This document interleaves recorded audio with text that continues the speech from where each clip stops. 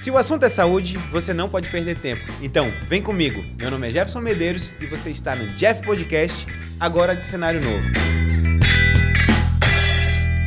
Bom, agora, depois de anos e anos tentando trazer essa moça aqui, que ela recebe uma mensagem hoje e só na outra semana vai respondendo, a minha entrevistada, a amiga...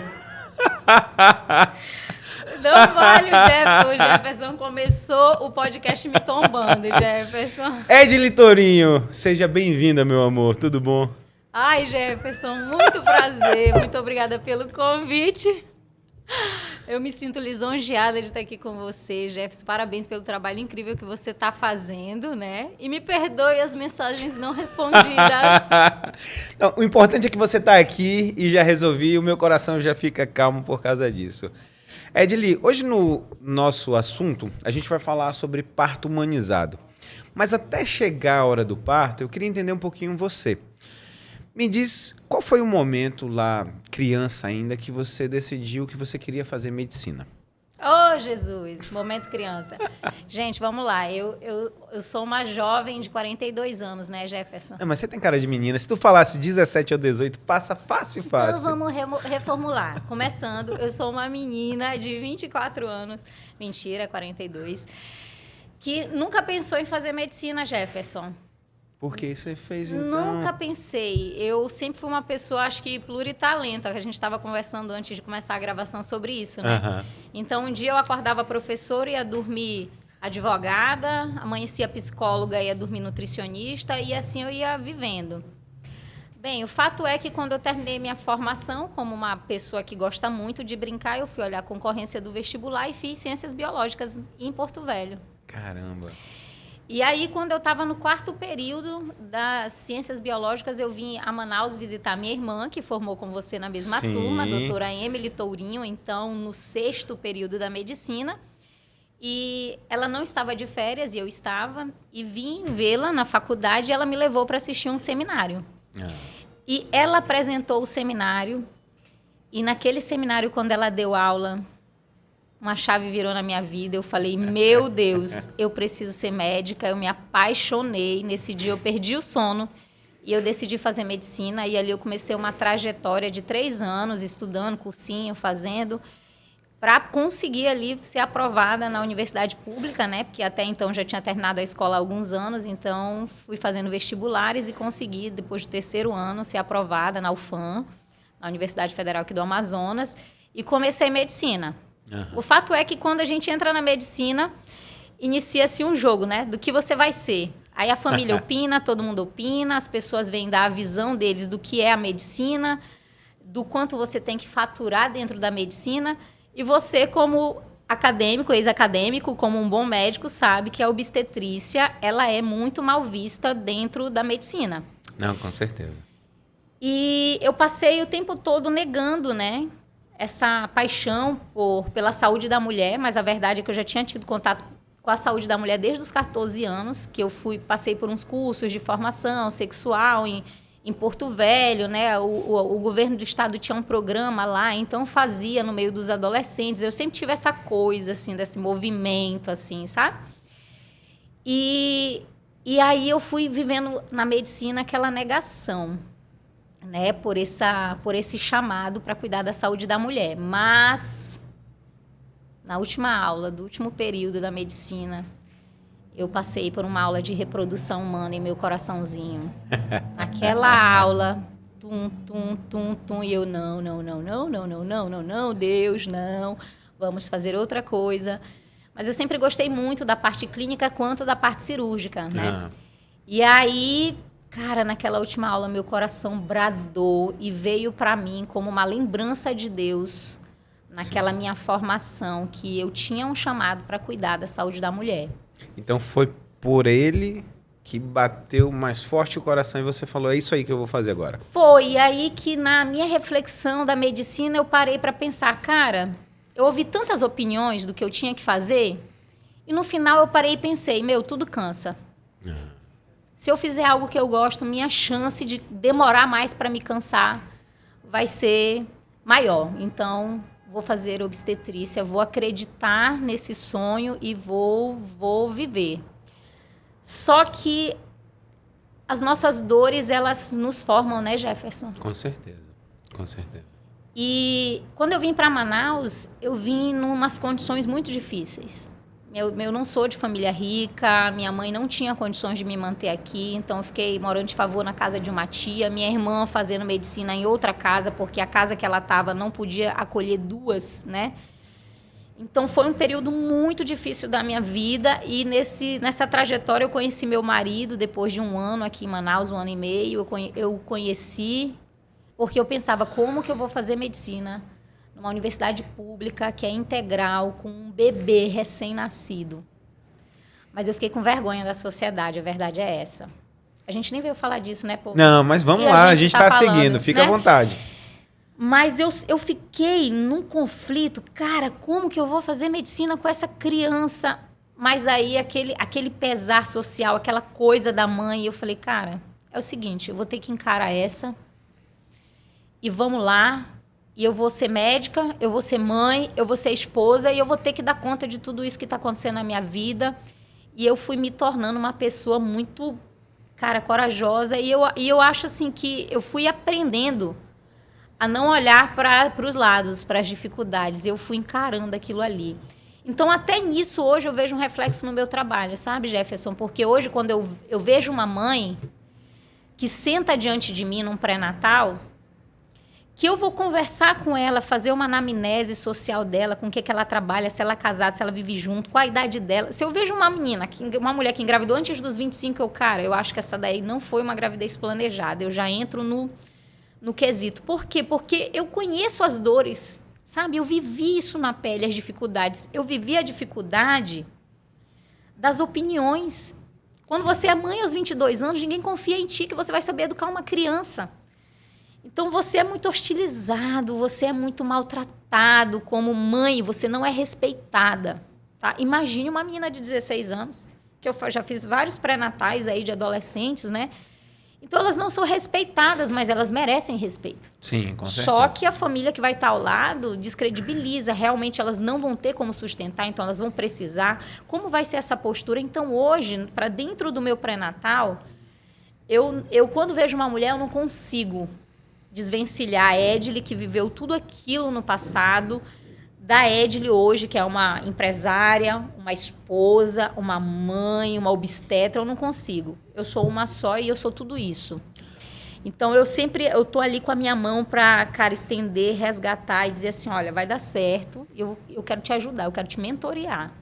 Edile, nesse momento, eu acredito muito que teu marido deve ter sido um parceirão, né? Aquele cara que segura tudo, porque toda vez eu lembro durante a minha faculdade, e principalmente na residência, eu só tive filho no final de tudo. Quando eu terminei minha última especialização, eu voltei com minha esposa grávida. Ele é o certinho, gente. Eu já peguei, estou com o ranço do Jefferson, o certinho. Não, olha, na minha vida, isso daí eu tive que ir para terapeuta depois. Eu sempre tive um foco, então eu sempre corria atrás das coisas, então eu sabia sempre o que eu queria. E eu entendia que, cara, eu via meus amigos e ajudei muitos eles, porque, pô, cara, bicho, pega o plantão pra mim que meu filho tá doente. E eu ia pro plantão pro cara, senão, pô, olha, amanhã eu vou chegar mais tarde na residência, no hospital, porque, cara, a noite foi bronca, meu filho teve febre. Então, assim, eu vi aquilo dali e eu entendi que, assim, eu falei, cara, já é difícil pra mim. Que olha que, pô, eu era na primeira residência, nem casado eu era, porque minha esposa fazia anestesia, eu fazia cirurgia e a gente se encontrava de vez em quando, porque os dois tocando residência não tinha tempo para nada. E eu imagino isso, que o suporte do seu marido foi a coisa mais essencial que teve ali naquele momento, porque assim, mãe é mãe, beleza, a Emily é sua irmã, mas quem estava ali no dia a dia foi ele, não foi isso? O Jefferson, só um adendo, você é o meu total oposto, organizado. Eu acho que é por isso que a gente tem uma troca legal, Sim, né? Toda vez que a gente bate, poucas vezes a gente para, mas sempre é muito bom essa troca. Mas assim, com relação ao meu esposo, nós iremos fazer daqui a 3 semanas 20 anos de casado, só para você ter uma ideia. Legal.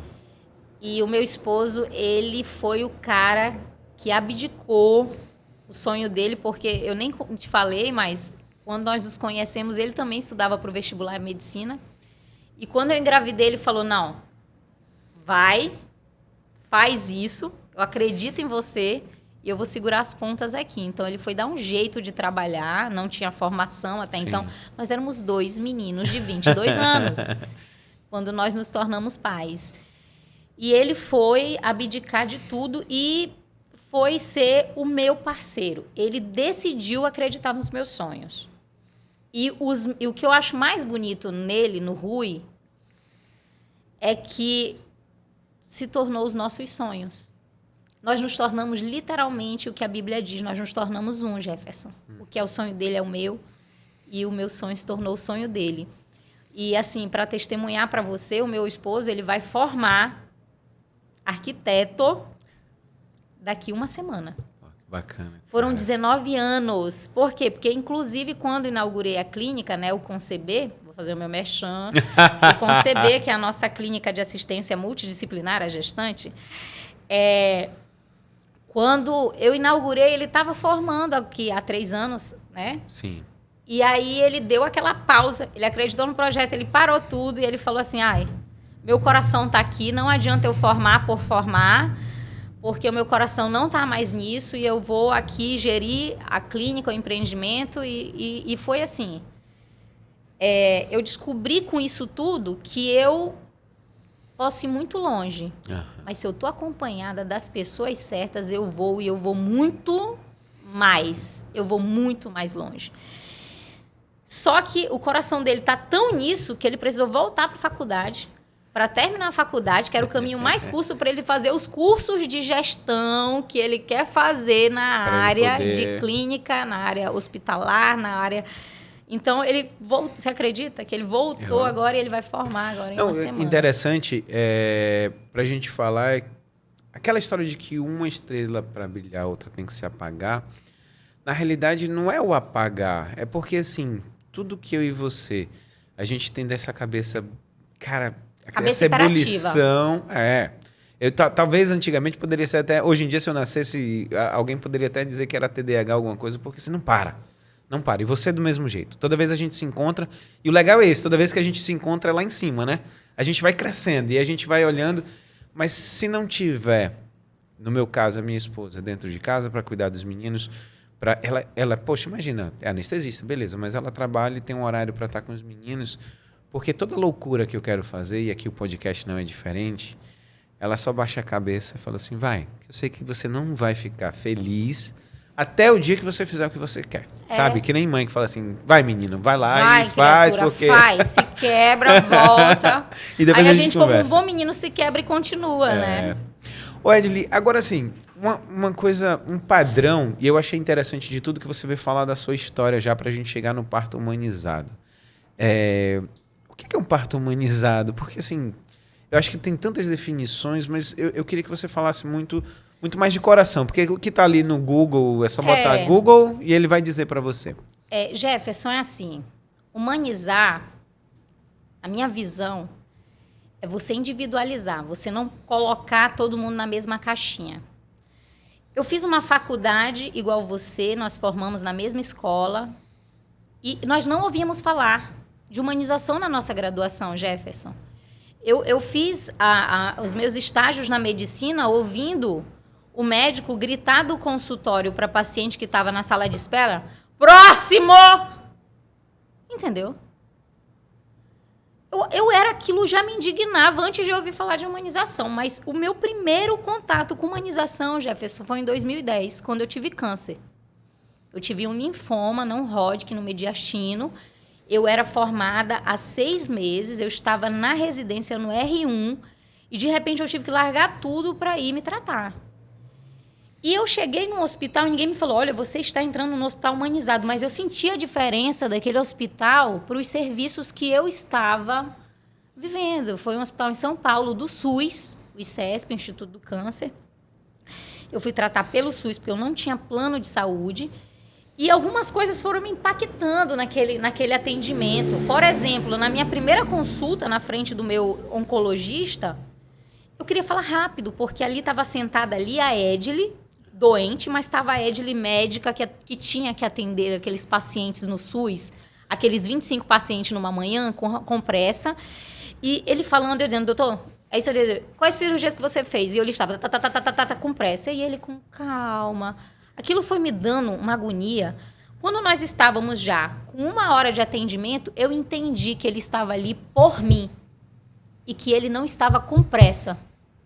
Aí eu relaxei e eu tive que perguntar dele. Eu falei, doutor, o senhor não tem outros pacientes para atender? Ele falou, não, para. Eu estou aqui por você, eu estou ouvindo você.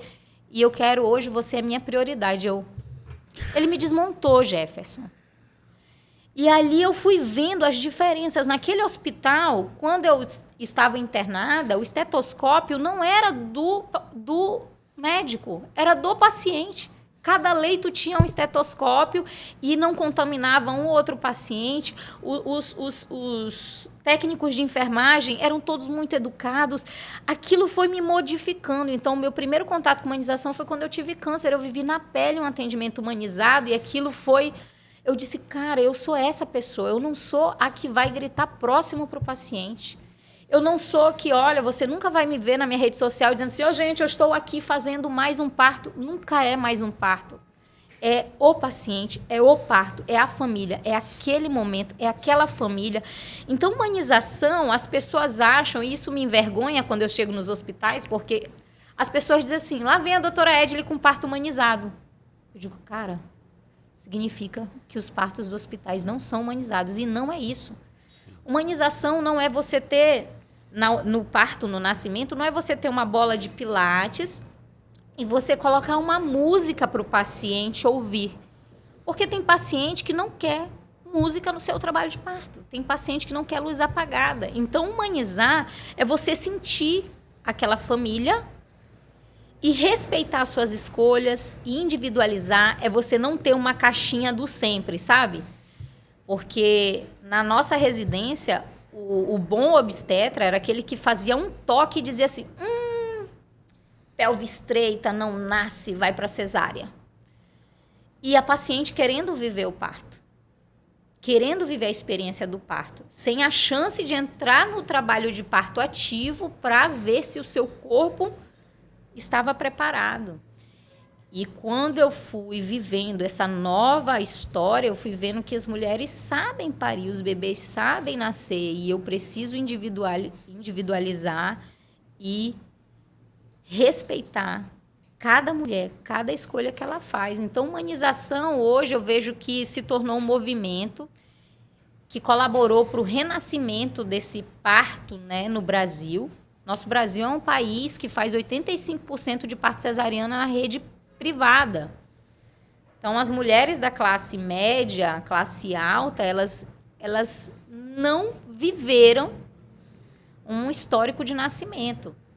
No entanto, não existe outra oportunidade maior na vida de uma mulher de ela viver uma experiência de autoconhecimento, de conexão com o seu corpo, de desafiar os seus limites do que um parto, um nascimento. E hoje está nascendo essa geração que quer viver isso, que não quer, sabe? Que quer saber que o seu bebê está vindo ao mundo na hora que o corpo diz que ele tem que vir. Que quer parir e quer pegar o seu bebê no colo e quer estar sentada para amamentar, que quer ter aquele contato, que quer dizer assim, eu consegui. Entendeu? Então, hoje, a gente está vivendo esse momento e a humanização trouxe esse movimento. Mas ele trouxe também muitos radicalismos, que foram radicalismos que eu confesso que foi um desserviço para muitas mulheres, porque mulher de verdade é quem consegue parir parto normal. Uhum. Quem não conseguiu, ela é derrotada, ela não foi capaz, entendeu? Se um profissional hoje, ele coloca um campo cirúrgico para a mulher parir, ele é desumano, ai, que coisa horrorosa, né? Então, não é isso, não são esses extremos. Olha, eu queria pegar só um pouquinho quando você falou da história, primeiro do atendimento do personalizado. Eu acho interessante porque eu lembro muito bem, assim que eu formei, eu atendia no CAIME, só idoso. E ali o pessoal costumava ter 12 pacientes ali, o pessoal em 1 hora atendia os 12 pacientes e iam embora e tal. E eu comecei a atender e eu nunca soube atender de outro jeito que não fosse do meu. Então eu sentava, acolhia história, conversava, examinava. Então eu começava às 8 da manhã e saía meio-dia. Eu lembro que uma vez a diretora me chamou porque ela falou assim, olha, tem paciente reclamando que você demora muito. Aí eu falei assim, eu não estou entendendo. eu tô dando o meu melhor para ele. E aí eu falei assim, eu vou continuar do jeito que eu quero. Então é no SUS, eu tenho que respeitar, se um não gostou, ótimo, tudo bem. E aí daqui a um tempo, uma vez eu encontro a psicóloga, a Claudinha, que é uma amiga minha, falou assim, Jefferson, eu achei muito interessante que uma vez eu precisei entrar no seu consultório, tinha um monte de vozinho, e aí eu falei para eles, olha, eu vou precisar falar rapidinho com o Dr. Jefferson. Aí eles falaram assim, não tenha pressa não. Pode entrar, pode conversar com ele, porque quando a gente entra, ele também atende a gente com calma. Então, assim, essa mudança, eu vejo muito isso, que muitas pessoas e muitos amigos médicos, às vezes, não entendem pelo ou insucesso deles, ou porque que eles não conseguem alavancar na profissão, porque, assim, o tocar na pessoa, o conversar, o ouvir, eu acho que o mais importante. Outro dia, um amigo que nem médico falou assim, Jefferson, eu notei que só quando a gente já fala o que a gente tem que falar, o médico já sabe o que a gente tem. E o resto é o resto. Aí eu comecei a rir, eu falei assim, se você bota 1 hora ali de consulta, em 20 minutos a gente consegue fazer todas as nossas hipóteses diagnósticas ouvindo o paciente. E o resto você vai conversar, você vai explicar. Então, assim, essa humanização é que você falou, é a personalização. Então, você saber tratar diferente os diferentes. Agora, no Brasil, como é que está esse panorama realmente do parto humanizado? Que você falou que são vários Brasis dentro de um Brasil. Como é que você vê essa ascensão em todo o nosso país? Eu acho que hoje o principal diferencial que nós temos é a informação na palma da nossa mão, né? Como começou a ser disseminado muita informação científica, né? A Organização Mundial da Saúde começou ali a propagar que somente de 10% a 15% das mulheres terão necessidade de fazer uma cesariana. Começou a demonstrar índices de que uma cesariana, de maneira desnecessária, ele triplica o risco de morte materna, pode aumentar até em 100 vezes complicações fetais. Começou a demonstrar cientificamente o quanto há benefício no parto normal, que foi através da ciência e dessa informação que está na palma da mão que as mulheres começaram a dizer assim, ei, para. Eu não quero ser colocada... Isso, Jefferson, é o que é mais interessante. É que não partiu de lá, né, do técnico para a população. Partiu da população para o técnico. A exigência de que ela fosse tratada de uma maneira diferente. Então, os movimentos começaram ali das mulheres para... o governo, para as instituições. E aí chegou num momento que o nosso país ficou em segundo colocado mundial em índice de cesariana, que foi quando as organizações de direito das mulheres chegaram com a ANS, que é a Agência Nacional de Saúde, e disseram, ei, nós não queremos isso. Nós não queremos... Começou-se aí as mulheres a baterem de frente com seus médicos e exigirem um tratamento diferente. E aí a Agência Nacional de Saúde criou um programa em 2015 chamado Parto Adequado. E que quem liderou esse programa foi o Hospital Albert Einstein, em São Paulo. E aí eles foram colocando metas para um parto seguro, para um parto humanizado, para um parto respeitoso, com indicações claras de parto normal, indicações de cesariana. E aí ele foi entregando propostas para os convênios e metas. Vocês precisam baixar os índices de cesariana no Brasil. Senão, a gente corta os convênios do hospital. Então, os hospitais começaram a ter que se adequar. Na ambiência, antigamente não se tinha um espaço para as mulheres. É por isso que hoje você vê, né, nos hospitais, tem uma sala de parto, tem bolas, tem água morna. Alguns lugares do Brasil tem banheiras para as mulheres aliviarem a dor no trabalho de parto. Começou a trazer essa ambiência que encoraja as mulheres a viver o processo. A parte dos acompanhantes, ela é estimulada. A presença de uma doula, que é uma profissional que conhece, passo a passo, que tem capacitação técnica, que lida com mulheres nesse extremo de dor, né, de ansiedade em relação ao processo.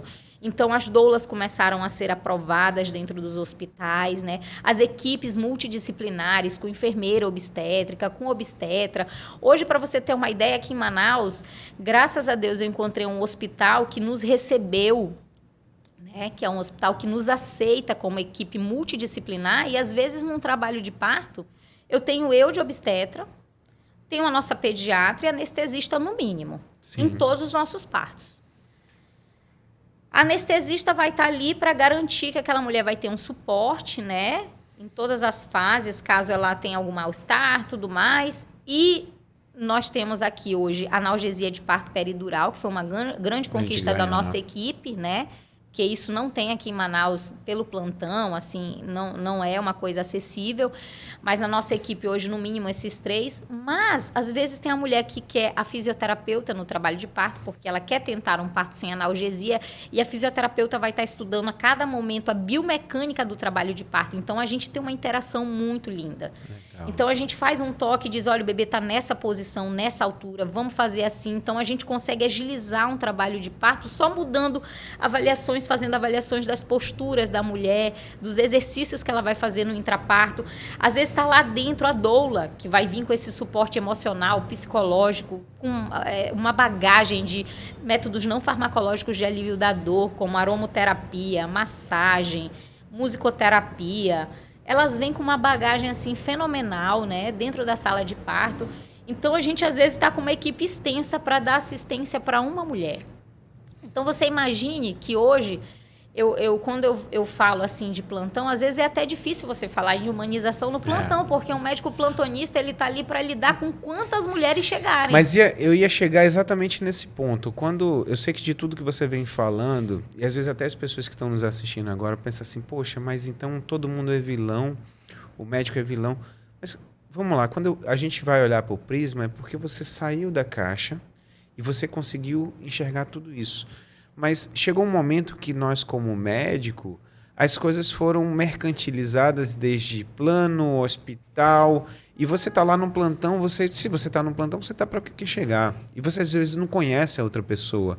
Então, assim, as coisas começaram, eu imagino, principalmente na obstetrícia, que a coisa começou a ser mecânica. Porque o valor do plantão é X, porque você tem que atender tantos, e é volume, é número, e não é pessoa. E aí, quando você fala isso, me veio muito na cabeça, eu fiz um estágio no Canadá, num hospital Monte Sinai. Lá no Monte Sinai, a gente tinha 8 pacientes para atender numa tarde toda. Então, assim, não tinha pressa nenhuma. Eu sentava lá, conversava com o paciente, fazia laringoscopia, o ultrassom do paciente, todo mundo parava que estava fazendo, ia todo mundo para a sala junto com o chefe, com o preceptor, para fazer o ultrassom de tireoide, para a gente discutir e voltar. Eu falei assim, cara, olha que maravilha. Mas não tinha aquela história de que tu tem que atender 20, tu tem que atender 30. Quando eu voltei para cá, para Manaus, tinha um hospital que eu tinha que atender 30 pacientes numa manhã. Entendeu? Então, assim, não tem fazer uma medicina de qualidade dessa forma. Exatamente. A gente vai chegar no momento que a gente vai falar assim, peraí, por mais que eu tentasse dar no começo, tem uma hora que você está cansado, tem uma hora que você começa... Eu começava a me enxergar o seguinte, no momento que eu não levantava para abrir a porta e para chamar o paciente, era o momento que eu já entendia que eu estava cansado. E a partir dali para frente, eu já entendia que eu já não estava fazendo do jeito que eu queria. Tanto que, assim, a minha saída do SUS, de atender público do SUS, foi por causa disso. Porque, assim, não tem aquela história que quando você não está satisfeito... Que saia. Que vai atrás daquilo que te satisfaz. É exatamente isso que eu ia te falar ainda agora. Porque justamente quando a gente não se adequa no ambiente, você mudar o ambiente é algo extremamente difícil. E o sistema hoje da saúde do nosso país, ele nos vilaniza, infelizmente, porque eles nos coloca num automatismo que nos obriga a colocar todos os pacientes numa caixinha. E hoje, se eu posso te dizer, se a gente tem um grande vilão, não é o médico, é a falta de informação. Sim. Porque como a gente não tem uma educação para o parto, Jefferson, o parto, é um dos momentos mais tensos da vida de um casal. Essa Exato. mulher, ela, desde o dia que ela engravida, ela vai pensar, meu Deus, esse bebê vai ter que sair daqui. Ou eu vou ter que passar por uma cirurgia, ou eu vou ter que passar por uma dor terrível.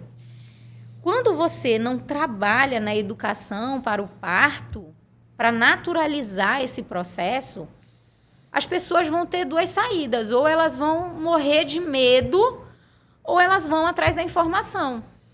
Mas não tem as pessoas que pegam na mão para dar essa informação, entendeu? Sim. E quem não vai ter medo do desconhecido? Todo mundo fala que essa é a dor da morte. Nós fazemos parte hoje de uma geração, Jefferson, que não quer sentir dor. Tá aqui, cada esquina tem uma drogaria para a gente ter acesso aos medicamentos para evitar dor. A nossa geração é uma geração muito prática, uma geração que quer resolver as coisas. Eu vou fazer um apêndice quando eu falo assim, a maior satisfação minha como cirurgião é quando a paciente volta no consultório e fala assim, doutor, a cirurgia foi maravilhosa, eu não senti nada. Isso aí foi maravilhoso. Exatamente. Edili, mas eu queria puxar um gancho, é o seguinte, todo parto normal, ele é humanizado? Não, de jeito nenhum. Porque não é em todo parto que as vontades da mulher são respeitadas. Jefferson, a gente tem hoje um sistema que obriga as mulheres a um modelo de nascimento, que é um modelo ditado pelo médico. Dificilmente aquela mulher vai chegar numa urgência e vai dizer assim, o que você quer?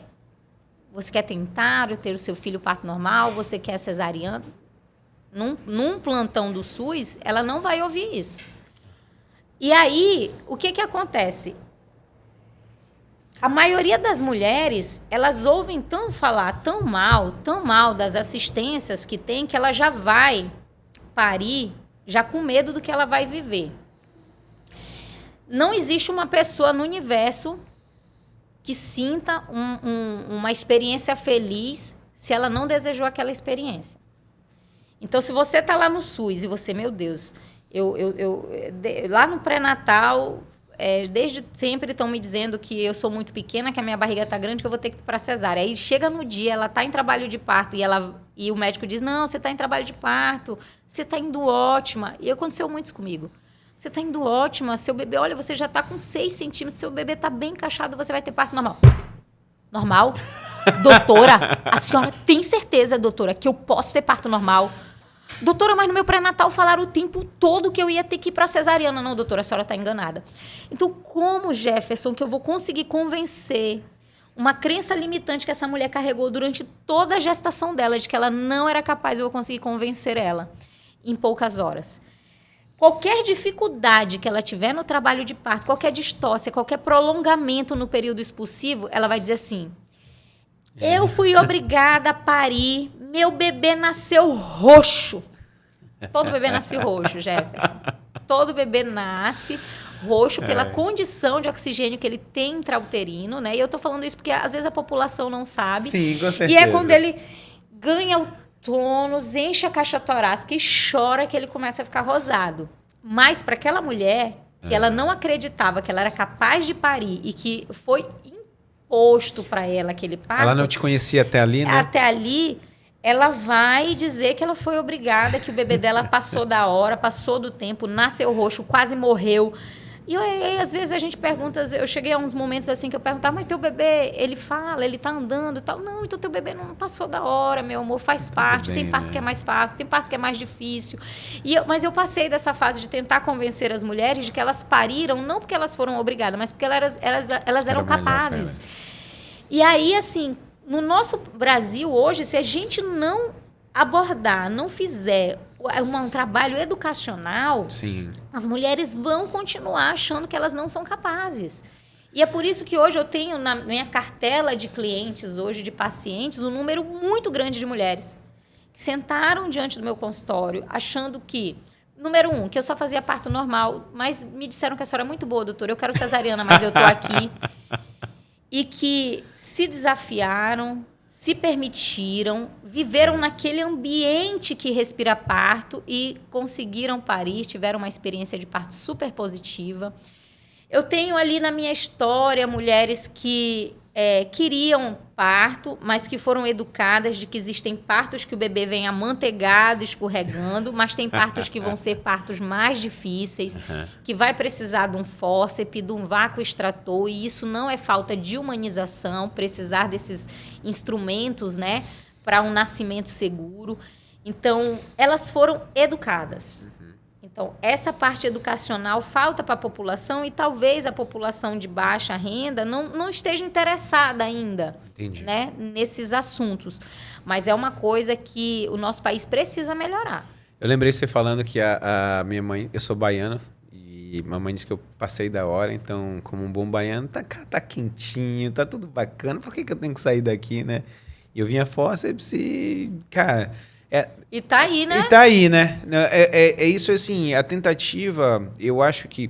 Vamos lá, voltar na época das nossas mães, o parto normal, ele era realmente mais comum. As pessoas tentavam de tudo e a exceção foi a cesárea. Se a gente for fazer uma linha do tempo da história do parto no Brasil, a gente vê uma coisa muito discrepante. Então, vamos lá. Teve uma geração das nossas avós que elas tinham filhos e vários filhos, 1, 2, 3, 4, 5, 6. Os primeiros eram mais difíceis, os outros vinham escorregando. Uma coisa que sempre me intrigou era o relato da minha sogra e da minha mãe. Minha sogra fala que no primeiro filho dela, ela diz assim, eu passei o dia sentindo um incômodo. Aí eu fico, cara, como que ela sentiu um incômodo? E quando ela deitou na rede, a bolsa estourou e o menino saiu. Que dor era essa que elas sentiam antes? Então, com esses relatos, eu e a minha irmã gêmea, minha mãe teve gente de parto normal, ela cefálica e eu nasci pélvica. E a mamãe... Tu nunca foi fácil, né? Nunca. Aí a mamãe conta que chegou na maternidade e o médico falou, isso tá com cara de que vai parir. Quando ele... Meu Deus, tá coroando. A mamãe disse que ele pegou ela no colo, saiu correndo e levou ela pra sala de parto e a minha irmã nasceu e dali a 15 minutos eu nasci. Então eu ficava assim, cara, quando eu fui trabalhar com esse tipo de assistência, e aquilo me intrigava. Cara, o que aconteceu? As mulheres não podem ter desaprendido a parir. O corpo é o mesmo. O que mudou? Mudou a cabeça, Jefferson. Eu cheguei à conclusão que mudou a cabeça. Então, na minha história, eu precisei trabalhar na cabeça das minhas pacientes. E hoje, eu desenvolvi um método de trabalho em que eu abordo um tripé. Para uma boa experiência de parto, a mulher tem que ter... A minha crença é de que a mulher tem que ter 3 coisas principais. Primeiro, ela tem que preparar o mindset. A gente vai, ao longo do pré-natal, ela vai ouvir de muitas pessoas que ela não é capaz, que ela é uma doida, pra que isso? Por que ela não agenda? Por que ela não faz uma escova no cabelo? Mas maquiagem, agenda. Na minha preparação, eu vou trabalhar, eu vou dizer pra ela, você pode, você é capaz, você consegue. A segunda coisa, eu vou precisar dar ferramentas técnicas, conteúdo técnico para que ela não se assuste, para que ela não saiba que um pouco de sangue que saia na calcinha, aquilo é um problema, para que ela saiba que não é qualquer cólica que ela está em trabalho de parto, que se a bolsa romper, ela não precisa se desesperar. Então, eu vou dar um conteúdo técnico. Até para que o parto não seja frustrante, eu vou ter que dizer, olha, tem parto que é fácil, tem parto que é difícil. Então, eu vou trabalhar no mindset, eu vou dar conteúdo técnico para ela saber o que é um trabalho de parto, mas eu vou precisar ensiná-la a lidar com a dor do parto. Porque ninguém quer ir para o matadouro com dor, sem ninguém fazer nada, sem eu achar que eu sou capaz de viver com essa dor. Então, o parto vai doer, eu não vou te dizer que não vai doer, mas eu consigo hoje... A gente trabalha técnicas hoje de mindfulness, hipnose, massagens. Eu vou ensinar para essa mulher técnicas não farmacológicas de alívio da dor para que ela consiga lidar com a dor do parto. Então, esses 3 pilares, eles são necessários para uma experiência de parto positiva. E hoje, a gente se aprofunda nisso de uma forma, Jefferson, que eu já tive pacientes tão conectadas consigo mesmo, que parece brincadeira. Ela ali em trabalho de parto, fazendo todo um trabalho respiratório, com técnicas de hipnose e tudo mais, sem analgesia farmacológica, sem peridural, sem hack, sem nada. Elas viraram e eu dizia assim, olha, quando você achar que o bebê está vindo, me avisa. Ela disse, doutora, está vindo. Tão suavemente. E eu dizia assim, meu Deus. E agora? Vamos lá. E quando eu pegar ali, realmente, seu bebê está nascendo. O que você quer fazer? Doutora, eu quero ficar aqui, eu quero ficar em pé, eu quero me agachar, eu quero... É com você. Obedeça seu corpo. E o bebê vinha na maior naturalidade possível, a coisa mais linda do mundo. Edili, você falando isso, eu fiquei imaginando uma coisa só. Uma pessoa que teve um primeiro parto, que não foi com você, e de repente ela vem ter um segundo ou um terceiro filho com você. Já aconteceu isso? Várias vezes já. E quais os relatos dela? Jefferson, para esse casal, eu sempre trabalho muito o acolhimento. Eu tive um casal que eles tiveram um primeiro parto induzido no plantão e a experiência deles assim foi pânico. Uhum. Porque eles fizeram uma maturação de colo que a gente às vezes leva horas e horas e horas, às vezes leva dias para se fazer uma maturação de colo. E eles iniciaram uma maturação de colo e na primeira maturação pegou. Ela já entrou em trabalho de parto, só que ela ficou na enfermaria porque a previsão é de que iriam demorar muitas horas. E aí ela começou a sentir aquelas dores e ela ficou tão aperreada. E ela não sabia o que fazer. Ela e o marido dela, meu Deus, será que isso é normal? E ela chorava, e ela estava com dor, e não tinha ninguém perto, não tinha nenhum médico. E eles saíam, viam, não tinha uma enfermeira. E ela começou a ficar desesperada. E eles pariram sozinhos na enfermaria, dividindo o leito com uma outra mulher que já estava com seu bebê. E eles chegaram para mim, Jefferson, encaminhada por uma colega que não faz parto normal. Achei isso lindo, porque você sabia que isso é muito difícil chegar para mim? A maioria não encaminha. Sim. A mulher que é parto normal diz, não, eu não faço, mas não indica que existe um caminho, às vezes, para você ter uma equipe que você confia, porque a confiança no profissional que está ali, ele já é metade do processo de humanização, Jefferson. Porque tu imagina que é muito difícil você fazer um parto humanizado de quem você não conhece. Porque você vai estar todo o tempo pensando, será que esse é aquele que vai me violentar? Esse é aquele que vai roubar o meu direito? Esse é aquele que vai fazer algo contra mim ou contra o meu bebê? Porque não é que isso vá acontecer, mas na cabeça do povo que dissemina tantas coisas ruins acerca do nascimento, na cabeça daquela paciente, muito provavelmente é isso que está se passando. E aí, essa colega me encaminhou.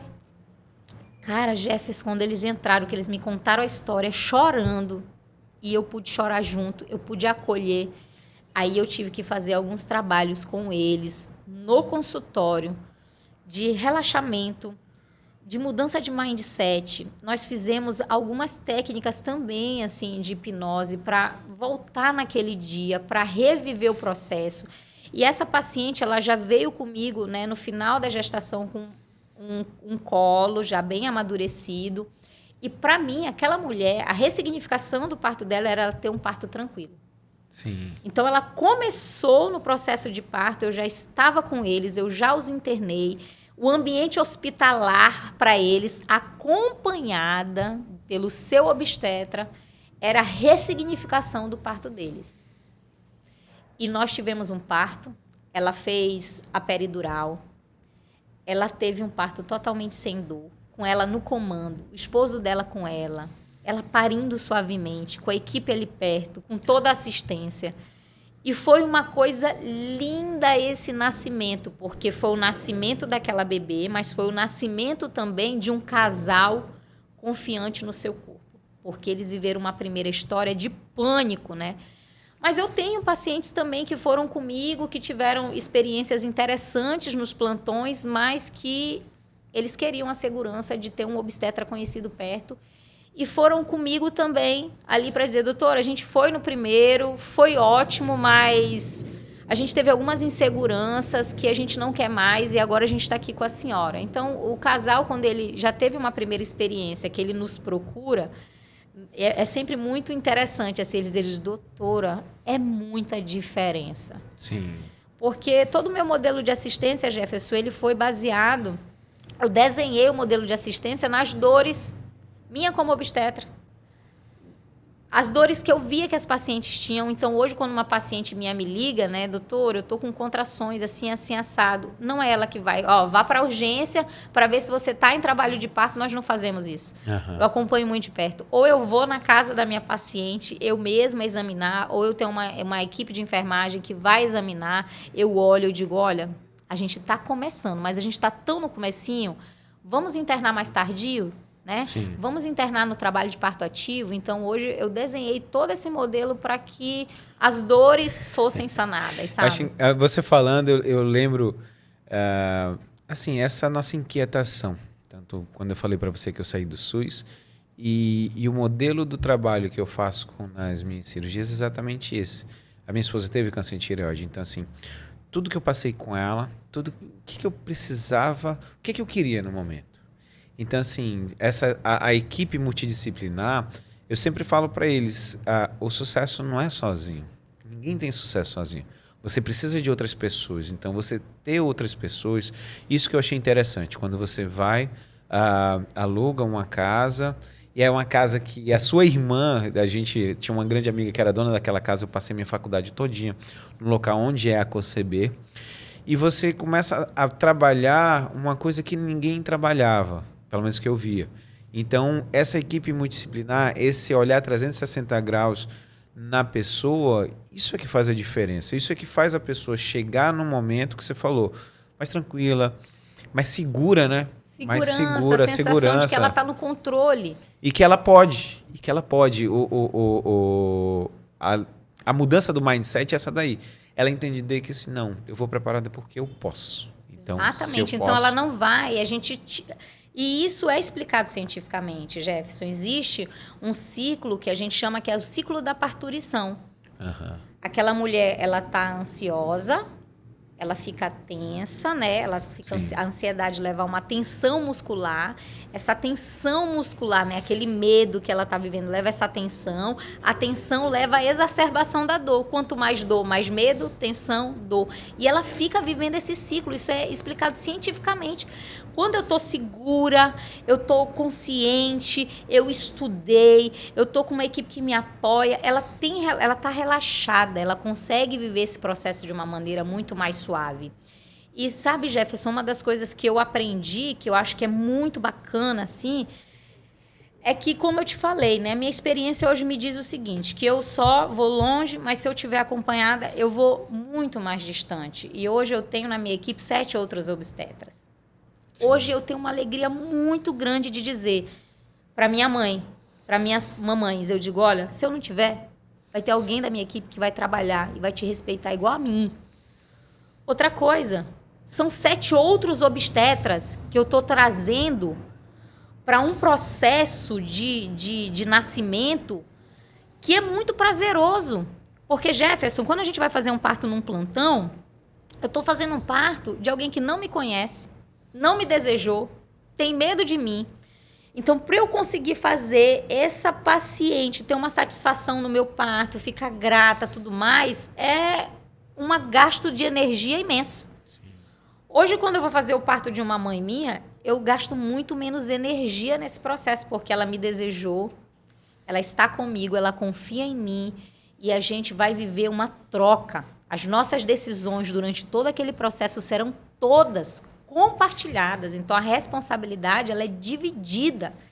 Então, hoje eu tenho uma equipe de 7 obstetras e nós estamos ampliando. Eu estou trazendo mais obstetras para trabalhar comigo, porque eu vejo que quem ganha é a população. Infelizmente, quando a gente começou, a gente recebeu muita retaliação, Jefferson. Você deve imaginar, né? Com certeza. Muita retaliação, porque nós éramos muito imaturos nisso tudo. Eu confesso que, a priori, a gente viveu uma fase de demonização daquele médico plantonista. Eu fui estudar muito sobre mindfulness, sobre atenção plena, e algumas coisas me ensinaram a olhar por outra perspectiva. Hoje, eu olho a perspectiva do médico que está num plantão como se ele fosse um herói mesmo. Com certeza. Porque ele está dando o seu melhor dentro daquilo que ele pode fazer, você está entendendo? Então, hoje eu respeito muito os colegas, mas hoje eu ainda vejo uma barreira muito grande, sabe? Esses dias eu tive uma paciente que chegou num plantão, deram para ela um diagnóstico e ela não tinha o quadro clínico daquele diagnóstico, e eu fiquei implorando para a colega, por favor, reavalie essa paciente, se ela não pode ir aí fazer um antibiótico em sistema de hospital dia, todos os dias ir, fazer um pouco, tal. E eu vi ali que ela, não posso. A colega já internou, eu não vou desinternar. E ela entrou naquela vibe do automatismo que sabe? É cruel, a torna cruel quando ela coloca todo mundo numa caixinha. Uhum. E eu fiquei assim triste, porque a gente se indispôs, né? A gente falou assim, acabou falando uma com a outra, assim, uma coisa muito tensa, não se desrespeitou, mas eu vi que ela não estava disposta. Aquela minha paciente era mais uma no plantão Pra dela. ela era mais uma. Né? Para ela era mais uma, para mim era a minha paciente. Né? Então, assim, infelizmente, hoje o sistema torna os colegas do plantão, às vezes, esse automatismo que os torna, às vezes, cruel. Mas eles são heróis, porque eles estão fazendo o melhor que eles podem com aquilo que lhes é ofertado. E não é justo. Com certeza. O que São nós coisas temos diferentes, hoje, né, na medicina, não é justo. Infelizmente. Edili, uma perspectiva assim, bem pessoal. Uma vez cesárea, sempre cesárea? Não, e não é pessoal, é científico, né, Jefferson? Mulheres que têm uma cesariana anterior, os guidelines, eles recomendam que essa mulher seja estimulada a tentar o parto normal se o intervalo interpartal dela estiver entre 1 ano e meio e 2. Então, ela deve ser estimulada com boas chances de ter parto normal. Você está entendendo? Entendi. Com 2 cesáreas, aí já começa uma divisão. Eu faço pessoalmente, mas eu monto uma equipe para máxima segurança dessa paciente. Ontem mesmo eu tive uma paciente com esse perfil. 2 cesáreas anteriores, né, que queria tentar o parto normal. Então, eu coloco em sala todo o tempo 2 obstetras, o anestesista. A gente está todo o tempo monitorando esse paciente. No caso, o que a gente leva em consideração para êxito e permissividade daquele parto prosseguir trabalho de parto está evoluindo de maneira eutóxica, adequada? A dilatação está crescendo, o bebê está descendo satisfatoriamente? A contração está dentro do padrão? Se está tudo ok, o check está tudo ok, essa mulher tem mais de 2 anos da última cesárea, está tudo bem. Se eu tenho um não para alguma dessas questões, eu preciso estar atenta para coordenar o mais rápido possível, para corrigir, para a gente prosseguir. Né? Mas eu tenho muitos casos de mamães e é sempre assim muito lindo quando Legal, a gente consegue, cara? Porque é aquela coisa, né? Ela viveu 2 processos que foram automáticos e elas foram passivas, né? Porque eu nunca deixo uma paciente minha escolher a via de parto, Jefferson, baseada na recuperação, porque é isso que a população diz, né? Vou ter parto normal porque a recuperação é melhor e você vai ter cesárea. Você tá fazendo, né? O que quiser. Não deixo. Eu digo, não é verdade, isso não é uma verdade. Tá? Isso não é uma coisa que é rígida. Tem mulheres que vão ter parto cesariana que vão ter uma recuperação excelente, tem mulheres que vão ter parto normal que vai ter uma recuperação ruim. Então, eu não posso falar da recuperação. O que eu quero que você escolha, eu quero que você diga para mim. Você quer ter essa experiência? Você acredita em você, que você pode viver essa experiência? Você quer sentir essa autoconexão? Você está disposta a esperar o tempinho do seu bebê? Então, são algumas questões que eu coloco para ela me dizer se sim ou se não. Se sim, vamos tentar, porque você é uma excelente candidata a ter uma experiência de parto incrível, entendeu? E é isso que eu acho que a mulher tem que se basear, na experiência que ela tem, porque no parto normal ela vai ter uma experiência ativa, ela vai parir, eu vou estar ali para monitorar aquele bebê. Ela é capaz de pegar o bebê dela no colo e sair andando com ele. Tem até um vídeo rolando aí que é super incrível. A mulher em pé na recepção, ela baixa a calça e tira o bebê de dentro da calça, né? Nos Estados Unidos. É um vídeo incrível. E é mais ou menos isso. Eu estava lembrando, assim, quando a gente vai falar realmente sobre esse olhar que você tem, de bem humano na realidade, quando a gente fala sobre essa personalização desse tratamento. Eu estava lembrando, na realidade, parto em casa, e você falou sobre suporte. Eu tive uma experiência, tinha uma amiga minha, nessa época que eu fui para o Canadá, tinha uma amiga minha que quis ter um bebê em casa, comprou piscina, cara, tudo bacana, ela e o marido dela, os 2 super felizes, um trabalho bem feito. Só que eu lembro muito bem que chegou um momento que ficou naquela que o bebê não vinha. E a enfermeira que estava lá dentro para dar o suporte, ela falou assim, olha, eu vou ligar para o hospital, vão mandar uma ambulância, a ambulância vai ficar aqui fora. E se em tanto tempo o bebê não sair, a gente já vai preparar a sala e infelizmente a gente vai ter que ir para cesárea. Deus foi tão bom que o bebê veio. E onde é que eu quero chegar para você, Edili? esse suporte, porque às vezes as pessoas querem fazer igual de fora, mas eles não entendem que existia um hospital, existia uma ambulância. Uma retaguarda, existe porque quando você me fala que você entra no centro cirúrgico, mas está você, fisioterapeuta, um enfermeiro, cara, você está muito tranquilo ali que assim, cara, pode acontecer alguma coisa? Pode. Mas se acontecer alguma coisa, eu tenho toda uma equipe que vai... Como é que você vê essa atitude até hoje em dia de muita gente também querer ter parto em casa? Assim, a escolha da mulher, o corpo é dela, né? Sim. E eu acho que quando uma pessoa tem essa decisão nas mãos, ela tem que compartilhar, né, os prós e os contras. Eu não sou a favor, eu não vou te dizer que eu sou contra, eu sou neutra e eu não tenho vergonha de neutralidade. Eu acho que a neutralidade hoje eu tomo uma postura porque eu acho que eu ainda vou ver muita coisa. Sim. Como já mudou, como você já mudou. Exatamente. Mas quando você está me dizendo aqui, você viu, você testemunhou uma infraestrutura montada para esse tipo de assistência. O parto normal, Jefferson, ele não aceita desaforo. Sim. Ponto. Então, 10% dos bebês vão precisar de ajuda para respirar. Desde uma aspiração leve a, às vezes, uma intubação e depois extubação e o bebê ficou bem. Então, 10% não é pouco, a cada 10, 1. Entendeu? E aí, assim, hoje, quando a gente olha uma mulher que cursa com uma hemorragia pós-parto imediato, o volume de sangue que passa pelo útero em poucos minutos é uma paciente que é capaz de chocar em 5 a 10 minutos. Você consegue chegar no hospital nesse intervalo com a sua paciente viva. Você está entendendo? Uhum. E às vezes a gente está ali fazendo droga dentro do hospital, né? Ocitocina, metergin e tudo mais, e a gente tem dificuldade de controlar esse primeiro sangramento. Então, assim, o que eu acho que às vezes pode soar como... como é que eu posso dizer para você? Estou tentando achar a palavra. Desonesto. Uhum. É você não colocar os prós e os contras. Mas eu coloquei os prós e os contras, e a minha paciente entendeu tudo, dividiu responsabilidade comigo. Ótimo. O corpo é dela, cara. Ela pode escolher onde ela quer. Você estava falando, eu lembrei de uma coisa seguinte, vamos dizer, as nossas avós, a minha avó... Pariu em casa. Todo mundo pariu em casa, todos. A gente, quando eu morava em Recife, todo dia que a gente ia para casa da vovó, todo domingo, a gente passava na frente da casa onde ela morava, e meu pai falava assim, olha, eu morei nessa casa, eu nasci nessa casa. Todos os 6 filhos. E só que vamos lembrar que também naquela época onde se paria em casa tinha muita morte. Exatamente, Você era tá isso que eu ia te falar. É que nem aquela a geração, Uhum. elas viam os eventos adversos de uma maneira diferente. Sim. Eles aceitavam. É tanto que se você for ouvir os relatos das nossas avós, era assim, não, eu tive 13 filhos, mas 2 morreram, não sei o quê.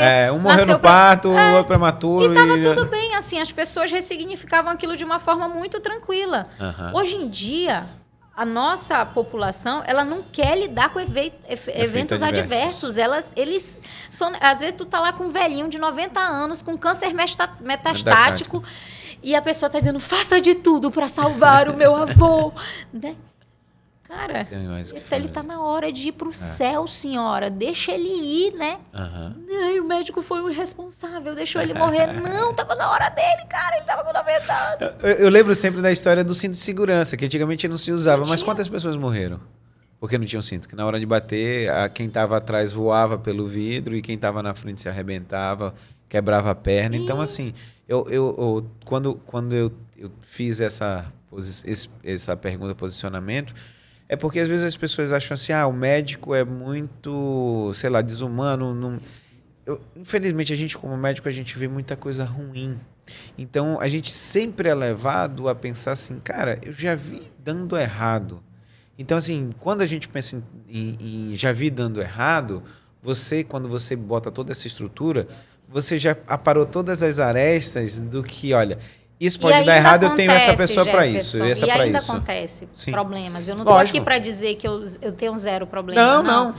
E assim, quando eu te digo assim sobre a honestidade ou desonestidade, é porque eu já ouvi relatos de pessoas em que quando elas foram fazer uma venda, né, as pessoas dizem assim, não, tem equipamento, eles são bem capacitados, tudo mais, mas a gente sabe que aquilo ali é o mínimo do mínimo necessário e possível para um evento adverso. E a gente sabe que...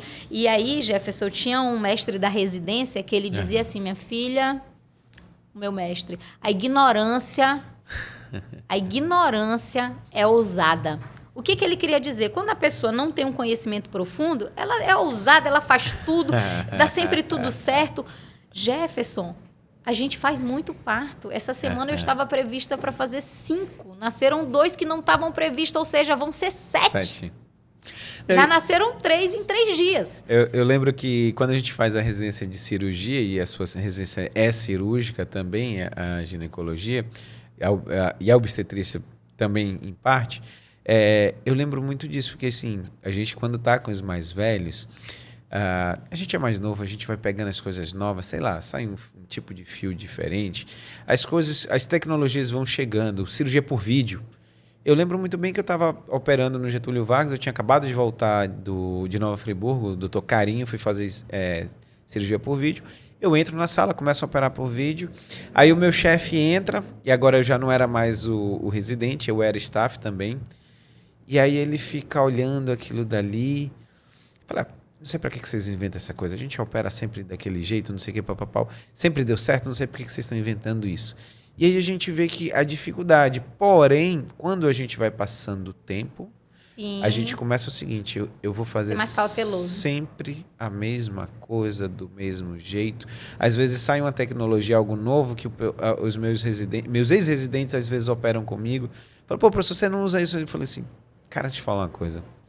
São 12 anos operando cabeça e pescoço, há 12 anos eu faço isso, há 12 anos dá certo. E aí a gente começa a ter mais cautela de dizer assim. Mais cautela, com certeza. E sabe, Jefferson, eu vivi uma experiência que chegou uma paciente comigo que ela queria ter parto domiciliar. E aí ela falou, doutora, o que a senhora acha? O que a senhora me indica? Eu digo, olha, eu respeito sua decisão, mas eu não sei falar nada sobre as equipes de Manaus. E aí eu comecei a entrar em contato com as equipes que fazem parto domiciliar em Manaus. E ali elas até foram bastante receptivas e eu me deixei à disposição para eu poder acompanhar, porque, Jefferson, eu vou ter que dar minha opinião. Sim. Eu falei, olha, se você me permitir um dia, eu quero ver, para poder dizer para minha paciente como é que é. Só depois que caiu minha ficha, que eles nunca vão me deixar ver, porque talvez eu consiga ver falhas nisso. Sim. Mas uma coisa foi muito marcante para uma dessas equipes que eu liguei. Ela falou assim para mim, no decorrer de 5 anos, nós já fizemos 78 partos domiciliar. Quando ela falou isso, caiu para mim.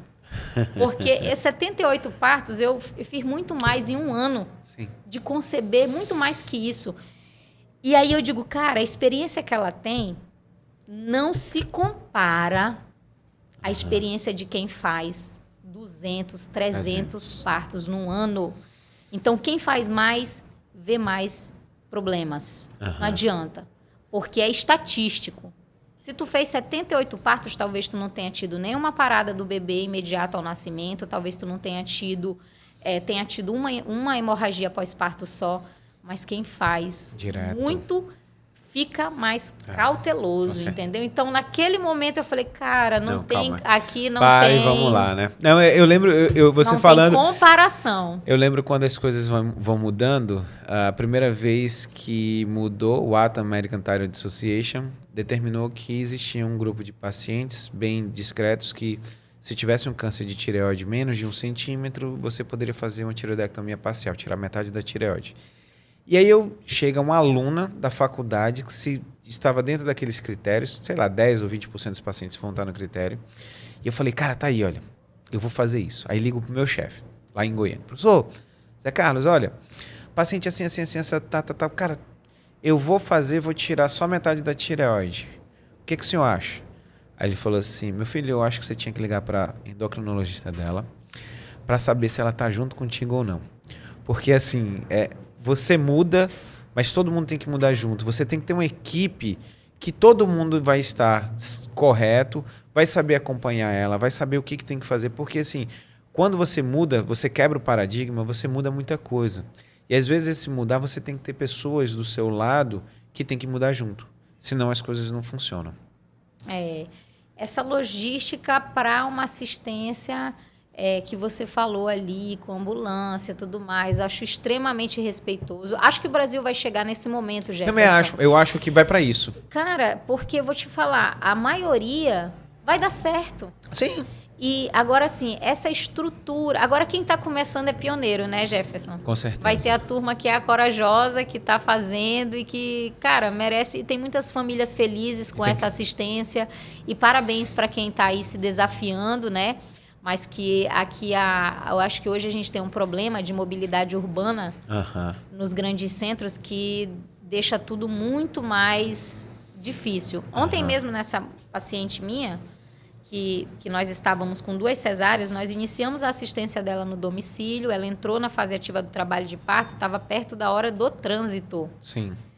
Eu já, de imediato, vamos para a maternidade, porque se a gente pegar engarrafamento, eu estou aqui com uma mamãe que já teve 2 cesarianas, que está começando a entrar na fase ativa do trabalho de parto, eu tenho que estar dentro do hospital.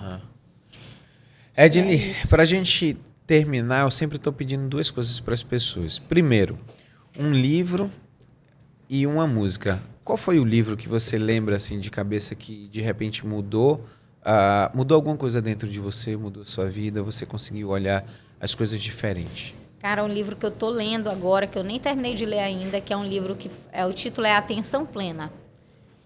Ele está me ajudando, né? Como eu te falei, há alguns anos, essa minha inquietude para procurar mais sobre esse controle que a mulher vai ter sobre o seu corpo tem me levado para essa vibe do mindfulness, meditação, atenção plena.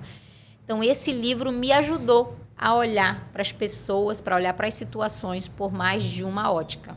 Então, por isso que hoje eu não tenho medo da neutralidade, Jefferson. Sim. Porque no mundo polarizado, a neutralidade parece uma fraqueza. Mas hoje eu vejo que é, às vezes, uma sabedoria você se manter neutro, né? Eu estava lembrando, quando estava na residência de cabeça e pescoço lá em Goiânia, tinha um preceptor que ele era muito... era explosivo, mas ele se doava muito a tudo. E aí a gente passou 2 anos juntos e depois ele virou um grande amigo. E uma vez, depois de muito tempo, ele falou pra mim assim, Jefferson, eu sempre fiquei pé da vida com você, porque em muitas coisas você ficava neutro. Hoje em dia eu te respeito tanto, porque você sofreu muito menos do que eu, que tomei uma posição e que às vezes podia estar certa ou estar errada, mas às vezes eu perdi amigos, eu perdi momentos, eu perdi as coisas, e eu tô aqui do seu lado e todo mundo gosta de você. E eu notei que quem estava errado era eu. Aí eu falei assim, não tem certo ou errado, eu acho que a gente tem que... Vem de dentro da gente. Nosso aprendizado. Eu acho que o lindo do ser humano é ele poder mudar, Jefferson. E eu tô aqui hoje nesse podcast dizendo aqui, eu já cheguei no momento que eu demonizei, né? Logo que eu entrei nessa coisa, eu demonizei o plantão tal. Hoje eu olho por outra perspectiva, hoje eu quero a amizade desses colegas, eu quero o apoio deles, eu quero ajudá-los, eu quero tirá-los, eu quero eles lá no Conceber, vivendo uma obstetrícia que dá prazer de viver, você entende? Sim. Eu quero isso hoje. Entendeu? Então a gente muda, a vida é isso. E uma música, cara, tem alguma música que marque a sua vida, seu coração? Você e o Rui, tem alguma coisa que vem assim de dentro? Jefferson, tem uma música agora, não vou saber te dizer o nome, mas quando você for editar o podcast, já vou te mandar o link aí para você botar, que é uma música que fala da graça de Deus. Esses dias eu vinha no meu carro dirigindo e, cara, aquela música se chama Eu Te Agradeço. Eu Te Agradeço. E ele fala assim, hoje acordei, né? E aí eu indo malhar, assim, tão conectada, né, com Deus. E aí, às vezes, você quer uma resposta de Deus. Deus, por que eu estou vivendo esse momento tão maravilhoso da minha vida, da minha carreira, da minha maternidade, do meu casamento? Eu estou vivendo um momento pleno, Jefferson. Legal. E aí eu ficava assim, Deus, por que eu estou vivendo esse momento, né? Será que é porque eu sou uma pessoa que não tem medo, que vai lá, que faz tal? E eu comecei a conversar com Deus assim, porque você quer dizer assim, meu filho, às vezes você quer ouvir Deus dizer assim, eu te chamei, cara, porque tu tem essa característica aqui, tu é ousado, tu é isso. E Deus falou ao meu coração. Sabe o que ele me falou? Ele me falou, nada. Você não tem nada. Eu te chamei pela minha graça. E isso foi muito lindo para mim. Eu disse, Deus me escolheu pela graça dele. Eu não tenho nada de diferente. Os colegas que estão ouvindo esse podcast, eu não sou melhor que ninguém. eu não sou pior que ninguém, mas Deus, quando Ele decide escolher uma pessoa, Ele faz. E é por isso que hoje eu me sinto também uma mentora, uma resgatadora de outros colegas. Eu digo para você, a gente estava conversando, né? Para trazer, para mudar esse mindset, para virar a chave, para viver uma medicina que a gente acredita que foi aquilo que nos motivou a entrar na faculdade. Sim. Resgatar isso, né? E que a gente correu atrás. Então, pronto, o nome da música é Eu Te Agradeço. Eu Te Agradeço. Eu não podia terminar esse podcast, uma coisa que veio várias vezes na cabeça e agora no final voltou. Depois de todo um trabalho, eu tenho 2 filhos, o Vinícius com 11 anos e a Juju com 7, só que eu e o Vini, a gente tem uma paixão, ele tem uma paixão como filho imensa, que minha mãe conta assim, meu filho, você era igualzinho com seu pai. E a minha esposa fica pé da vida, porque ele acorda de manhã cedo e ele vem me abraçar, antes de abraçar ela. Se ele chega em casa e tal, os 2, ele vem comigo. E ela fala assim, meu filho, eu carreguei você 9 meses dentro da sua barriga. Aí ele fala assim, mas mamãe, papai foi a primeira pessoa que eu vi, porque ele cortou meu cordão umbilical e me pegou no colo. E mata a mãe. E eu fico rindo, porque assim, nós homens não temos a oportunidade de sentir o que vocês sentem. E se eu pudesse, eu queria ter. Eu queria ter essa oportunidade. Porque é uma coisa, cara, tão mágica, sabe? Ter o filho, conceber uma vida que vem do conceber. E, cara, sentir. Por isso que, assim, eu acho tão bonito e eu fiquei tão atrás de você para falar sobre o parto humanizado, exatamente por causa disso. Porque, assim, poucas pessoas, porque as mulheres só podem ter e os homens não, e dentro das mulheres alguns também não podem. E eu fico feliz de saber que existe aqui em Manaus um grupo que conseguiu sair daquela caixinha, que conseguiu ter um olhar humanizado nesse sentido que você passou aqui no nosso podcast. E eu só tenho que te agradecer. Muito obrigado por tudo. Isso que você está me falando, Jefferson, eu já vou encerrar, povo. Eu sempre falo para os pais, às vezes você olha para sua esposa, não, ela que decide, porque é ela que vai viver. Eu digo, você está enganado. Você está junto. Vocês vão viver juntos. Porque ela vai viver dores físicas no seu corpo, mas você vai viver a ansiedade de estar ao lado dela nesse momento e de evoluir no processo junto com ela. Então, parta de vocês 2. Sim. É uma experiência do casal. Beijo, meu amor. Obrigado por tudo. Até uma próxima. Você vai voltar aqui depois. Amém. A gente vai conversar sobre outros assuntos. Beijo. Até um próximo. Obrigada, Jefferson. Pessoal, tchau, tchau. Fique com Deus. Até o próximo Jeff Podcast.